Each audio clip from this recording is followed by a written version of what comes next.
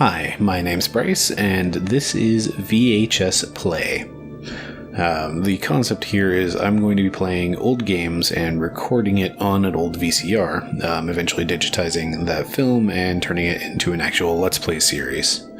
And the game I'm going to start with is Kingsfield. I love Dark Souls, like that's an absolute fact. But before I loved Dark Souls, I loved the Kingsfield series. So I'm going to let these first little bits play out here. We have this fantastic ASCII Entertainment logo. ASCII Entertainment. With the voiceover. We have this just absolute gem of history here, the From Software logo.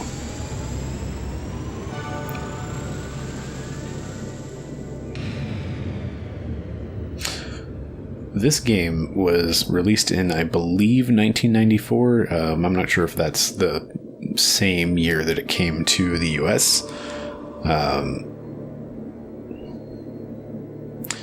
We have a bit of story here. A mysterious darkness conquered the island of Marinette. There was either a god or a demon who controlled the island, and no one tried to go there. The god they mention is actually Seath the White Dragon. Already we have the DNA of Dark Souls. A high elf in the forest told of a blue light that came down from the sky and struck the island. The blue light penetrated deep into the island's underworld. We also have the general obscurity of Dark Souls.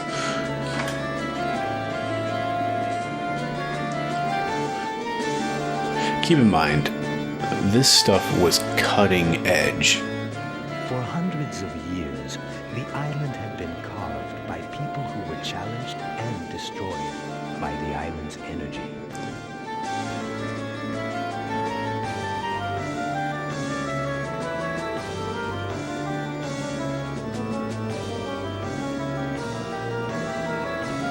Legends say, never approach the island, for a sleeping beast in the darkness waits for a great awakening.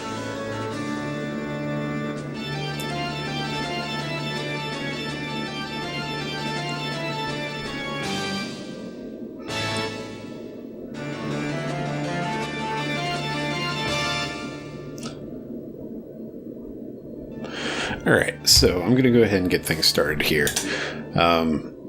However, while things load, we're also going to have a talk about what the story of this game actually is, because that opening crawl is, it's something, but it doesn't seem to have anything to do with what's in the manual, and I'm willing to guess a lot of that comes down to the localization needs of a manual. You can take your time on it because you've got time for that to get printed, whereas the voiceover, you need that during development. So, yeah. So here we are on the island of Marinette, the island that we were told not to go to by that opening cinematic, and you can already see some polygons popping in and out there. Something I do love is this sky. Like, it's such a simple effect of just having the stars change their visibility. Like, random stars seem to twinkle in and out based off of the direction you're facing. So as you turn, the sky just twinkles. Like, it's just neat. And you've got a lovely moon. So the actual story, there once was a king. He was evil. And somebody went out to the island of Marinette and found the Moonlight Greatsword, another thing that, is the DNA that eventually got passed on to Dark Souls. So he finds the sword, he comes back, and the people are just like, yeah, our old king, he's evil, he sucks, so you're the new king, good job with your shiny blue sword. And then some bad things happen, and this king goes out to fight the bad things, and he realizes his sword is missing. So he sends out all of his men to try to find the sword, and nothing comes up. And then they hear, oh hey, actually there's a necromancer who went and took that to the island of Marinette. So the character we play, I think his name is Alexander, he is the king's friend. He walks up and he says, hey, you know what? I'll go find your sword. So the king gives him a ship, and they go out to sea, and they're attacked by sea monsters. So, unfortunately, the ship sinks. Everybody dies except for Alexander, who washes up on shore, having lost pretty much all of his gear. So we have no items. We never had magic to begin with, probably. We do have a dagger. That's great. We do have some stats, flat out. We could drop some items. We have some data options. Speaking of options, we don't have very many. Notice we can't change any of the buttons here, so we're stuck with default controls. And again, this came out, a couple of things. This came out before PlayStation games were sold in jewel cases. It's like an old cardboard box that's like a DVD shape, almost. It also predates the DualShock controller, so you didn't have the two sticks. And it definitely predates the twin stick sort of control scheme. So, a few things. Everything is really dangerous. That sure is a kraken. And if I get much closer, it will just flat out kill me. We've got some really aggressive fish. So, yeah. That fish is kind of scaring me. So yeah, we basically have tank controls here. We've got the D-pad for movement, and left and right are turning. R and L are your strafing. Come on, I want to stab the fish. Can I stab the fish? Let me stab the fish. I think I hit it. And it hit me and took out nearly a third. I'm going to die. So the fish, this basic little blue fish, does 17 points of damage. I started with 50 health. What a time to be alive. Oh man, I got him. I got it.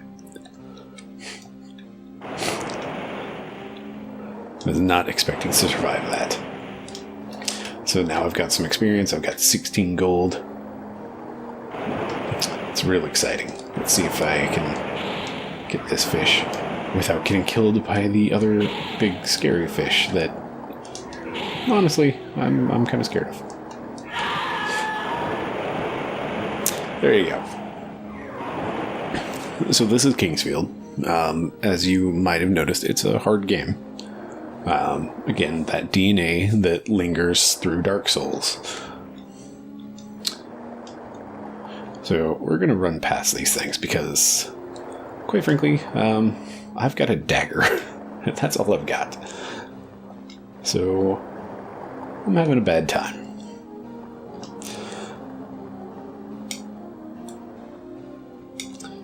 Alright.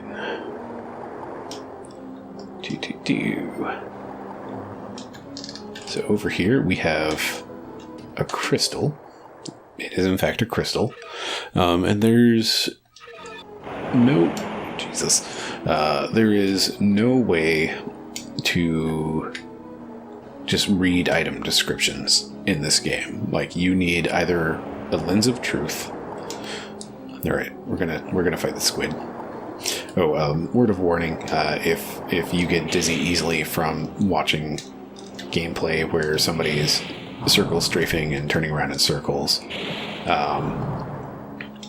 odds are this is not the playthrough for you, because that's a lot of this game is circling around behind enemies. Much in the way that you would fight a Dark Souls boss, you want to get behind the enemies and then stab them in their weak spot where they can't attack you. Also, bones.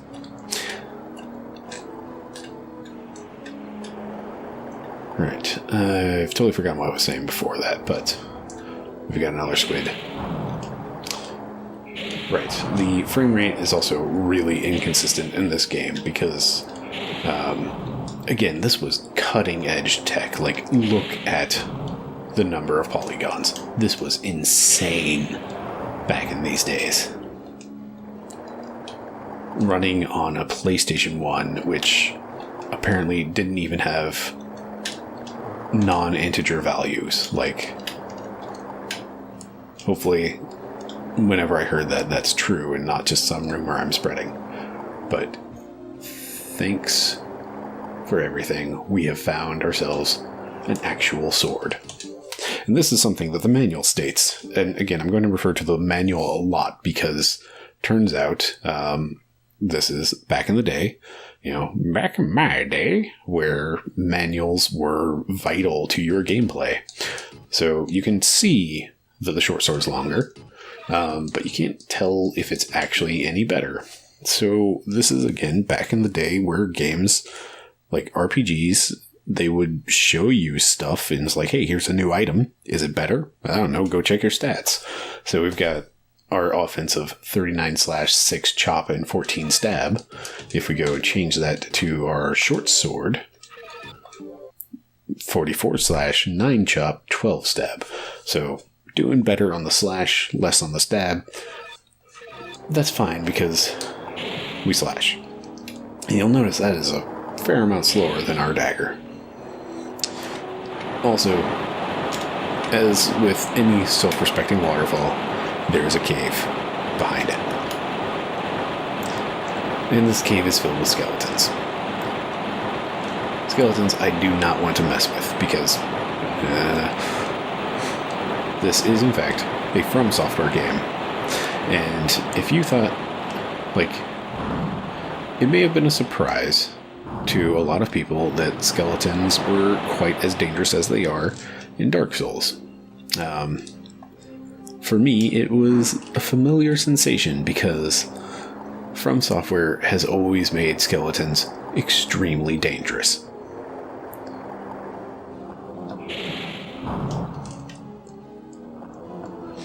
So a few other mechanics about this. You'll notice that orange bar underneath my hit points. It's kind of a stamina gauge. Every time I attack, it resets to 0. It takes an amount of time to recover. You can see it just go down when I run. And when I run, it takes a little bit. Give the Kraken some space. It takes a little bit to refill. Alright, so I've got a sword. I could really use some armor and other nice things. Okay, so this is the cave inward. We've got a bit more beach, and there's somebody out there. And we've got a bridge. And this bridge leads to a crevice. And we're going to see if we can make this jump. And by jumping, I mean just running as fast as you can in a straight line. We made it. All right.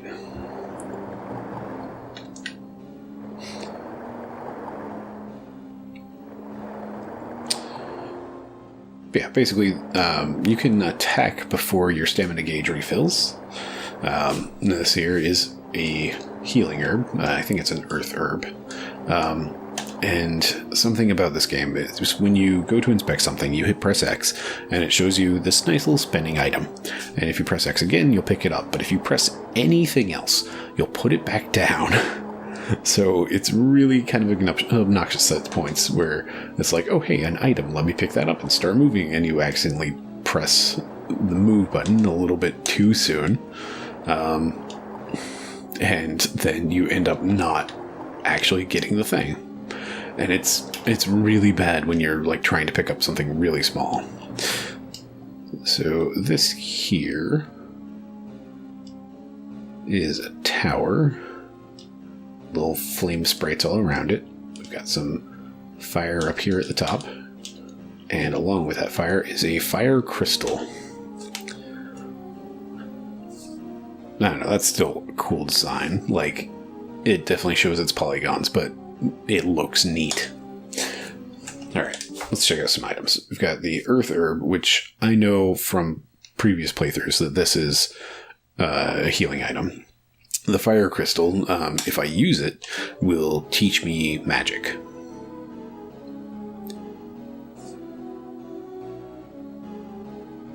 It's still, honestly, a neat effect. Yep. Alright, I'm looking up and down. I'm using R2 and L2 to do that. Again, this was before we had twin sticks and before we had twin stick controls. So, like, tank controls were the standard. Come on, get around these edges. There we go. Alright. Let's change some equipment real quick. I do have this fireball spell. I'll go ahead and equip it, but I don't plan to use it. The reason being, I don't have any mana yet. Or rather, I have 30 mana, but I don't have any way to recover mana. So I don't want to use my magic before I can't regain it. I'm also going to equip the Earth Herb to the select button so that if I run into trouble, I can heal myself.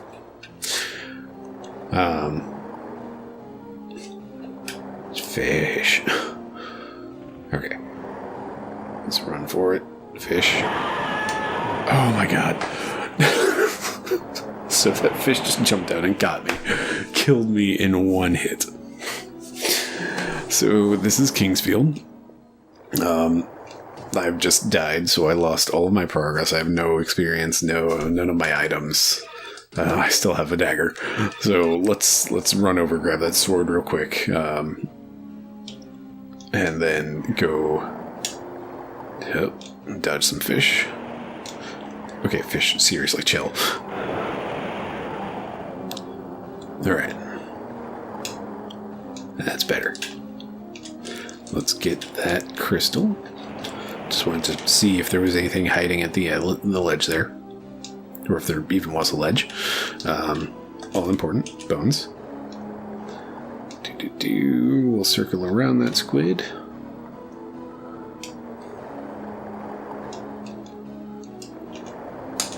Take the healing herb. Get our sword.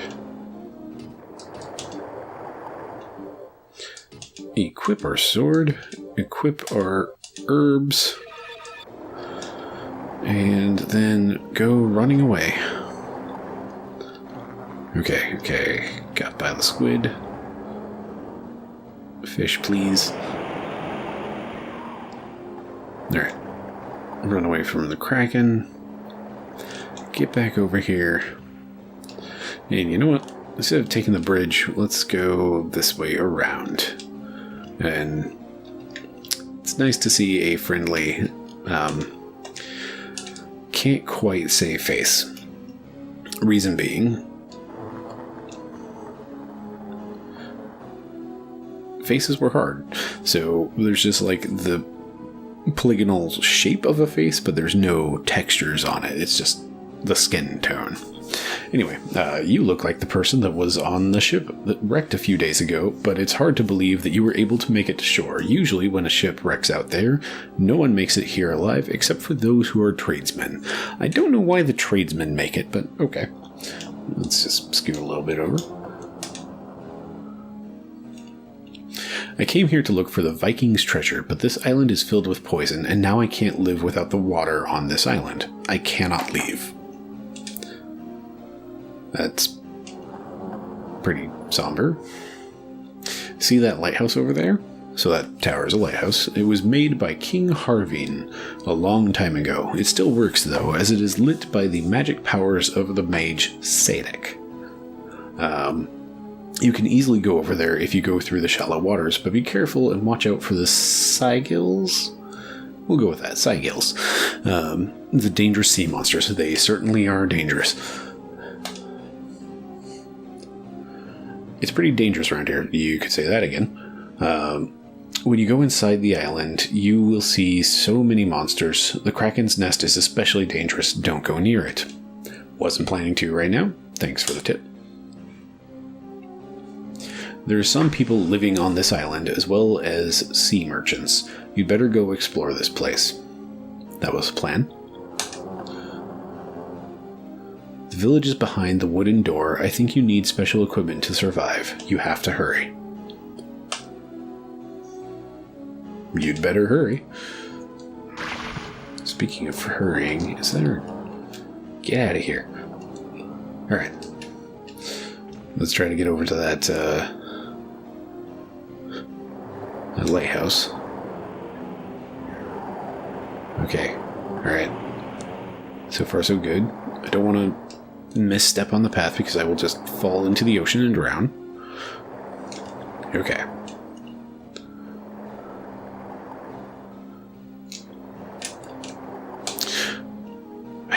Okay, so there we go. That thing I was just talking about, I just did it. Got my herb. You'll notice that when I start running, my mana drops, and then it pretty much immediately recharges. That recharge time is based off of the last spell you used. So if you use a... Like, I haven't cast a spell yet, so it recharges pretty much instantly. If I cast Fireball, it would recharge... Alright, here we go. Crystal. Yeah, let's go ahead and use that. If I were to cast Fireball, it would recharge a little bit slower. If I had like a much higher level fire spell, then it would recharge very slowly after I cast that. And that timer gets set when you cast the spell. So if you cast a big spell, until you cast something else, your recharge timer is set to whatever that spell was set to. So basically, if you cast a big spell and then start running around, you're going to have to wait for your mana to come back. No. Jeez. Oh my goodness. Bones. Alright. Let's take care of these squid. Right, I actually have a sword. Okay, alright, come on. No, don't want it. Don't hit me.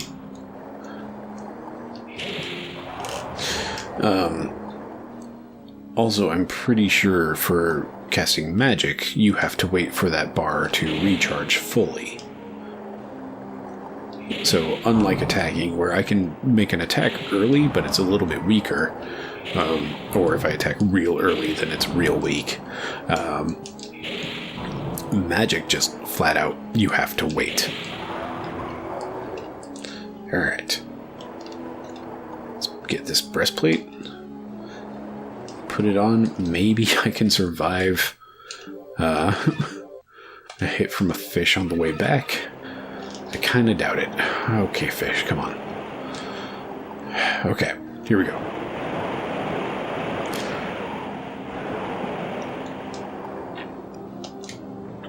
So this game looks really simple, but man, you just get real tense playing it because so many things can go wrong. Alright, stay on the path, don't get eaten. Run. Come on, almost ashore. Okay. Alright. So we made it back to shore. We have our fisherman friend. We stole the magic from the lighthouse. So this seems like an alright place to stop. So to do that dragonfly, he's looking at me. He's coming for me. Alright. So you know what? Maybe you should just go to the first save point. Let's see. You know what? No, we'll go ahead and we'll call it here, and then we'll go inside this cave. So I'm excited to play more Kingsfield. I love these exploration type of games. Like, the combat seems pretty simple, but overall, like, it's intense, and it's more about exploration than it is about the combat. So next time we'll head on into this cave, see what we can find. I've been Bryce, this has been VHS Play, and have a lovely evening.